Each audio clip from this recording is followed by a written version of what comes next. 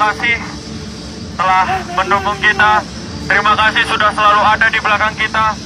Mulai dari pertandingan pertama sampai dengan pertandingan terakhir. Kami meminta maaf karena belum bisa menjadi juara di Piala AFF ini. Kita tahu ini adalah awal bagi kita. Dan kita masih ada Piala Asia di bulan September nanti. Terima kasih atas dukungannya dan sampai jumpa. Aku udah bilang kan tutorialnya ada pada Malaysia, tapi kalian nggak mau denger. Jadi kalian mengatakan level Vietnam itu level kampungan. Ini apa cerita ini? Tengok timnas Malaysia mengalahkan Vietnam begitu mudah, 4-0. Ha, itulah tutorialnya. Tetapi nasi sudah jadi bubur. Apalagi kalah.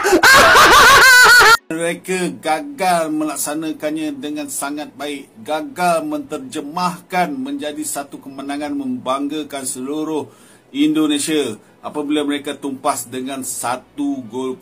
Hasil satu kesilapan membuatkan Indonesia terus kecewa untuk merangkul kejuaraan bawah 23 tahun ni tau. Okey, untuk Vietnam, mereka dah buktikan mereka yang paling unggul di peringkat ASEAN.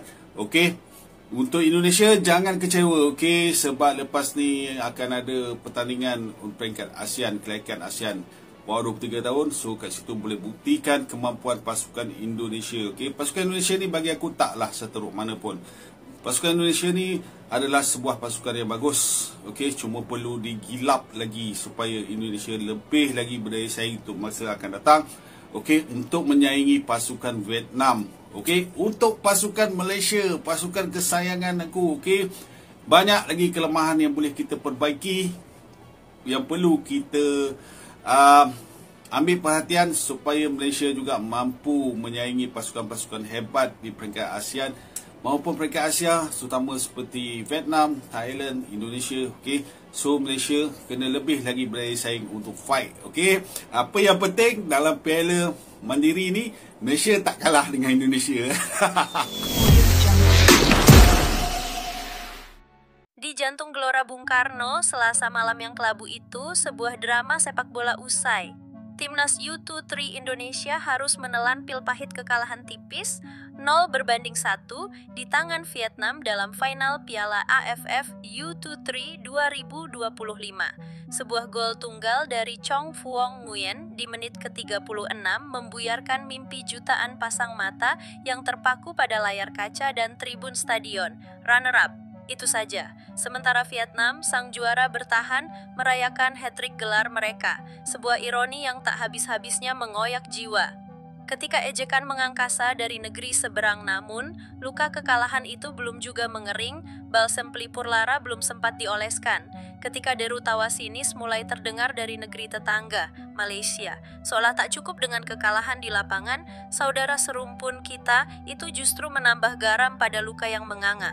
Tutorial gol ada di Malaysia, bang. Haha.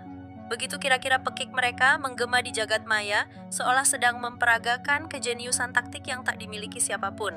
Tawa mereka membahana, ditopang oleh memori kemenangan telak 4-0 atas Vietnam dalam laga uji coba di Bukit Jalil sebulan sebelumnya. 4 gol tanpa balas. Sebuah demonstrasi kekuatan yang entah mengapa membuat mereka merasa berhak untuk mengolok-olok. Mereka lupa, atau mungkin sengaja melupakan, bahwa euforia itu hanyalah sekejap. Sebuah fata morgana di tengah padang pasir haus gelar. Amnesia kolektif di negeri jiran. Ironisnya, amnesia kolektif tampaknya sedang melanda para pengolok-olok ini. Mereka begitu asyik dengan tutorial gol 4-0 mereka hingga melupakan episode menyakitkan yang terjadi jauh sebelum final Piala AFF U23 ini. Ya, benar sekali. Negeri yang mengejek tutorial gol itu adalah negeri yang sama yang angkat koper lebih awal dari turnamen ini. Masih terngiang jelas di benak kita bagaimana timnas U23 Malaysia tersingkir di babak semifinal. Berhadapan dengan siapa? Tentu saja timnas U23 Indonesia. Pertandingan sengit itu berakhir dengan skor kacamata 0-0 di Gelora Bung Karno. Namun siapa yang lolos ke final? Indonesia tentu saja setelah adu penalti yang mendebarkan. Sementara Malaysia dengan segala tutorial gol yang mereka banggakan harus menyaksikan final dari layar kaca atau mungkin dari sofa empuk di rumah dengan rasa kecut dan sesal yang mendalam. Mereka pulang lebih awal, menyingkir diam-diam, seolah tak pernah ada. Bukankah itu sebuah kemunduran yang jauh lebih dramatis daripada kekalahan tipis di final Malaysia yang sesumbar punya tutorial gol 4 berbanding 0 atas Vietnam justru tak mampu membobol gawang Indonesia dalam 90 menit di semifinal.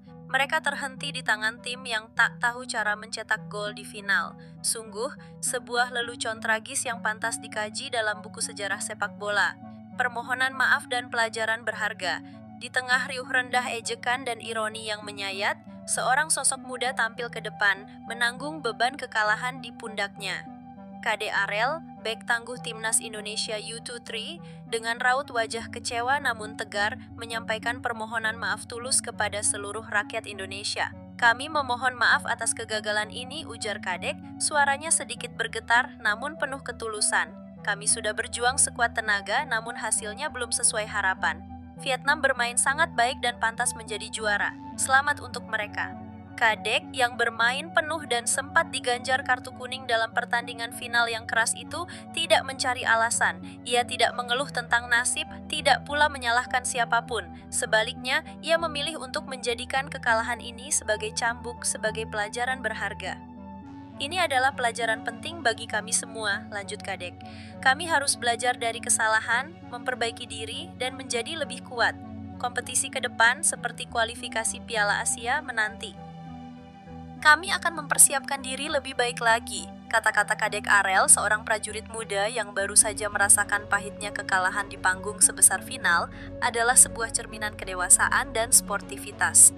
Berbeda jauh dengan keriuhan sumbang dari negeri tetangga yang hanya bisa melihat dari balik jendela, Kadek dan rekan-rekannya menunjukkan bahwa semangat juang dan harga diri jauh lebih berharga daripada sekadar ejekan murahan. Kekalahan ini memang menyakitkan, mimpi mengangkat trofi di kandang sendiri buyar sudah. Namun di balik awan mendung itu, ada secercah harapan bahwa pengalaman pahit ini akan menempa Garuda Muda menjadi lebih tangguh, lebih matang, dan lebih siap untuk menghadapi tantangan yang lebih besar. Biarkan saja mereka mengejek. Biarkan saja mereka tertawa, karena di setiap kekalahan selalu ada kekuatan yang tersembunyi, siap untuk bangkit kembali. Dan ketika saatnya tiba, biarlah lapangan hijau yang berbicara, bukan lagi pekikan-pekikan kosong yang kehilangan makna.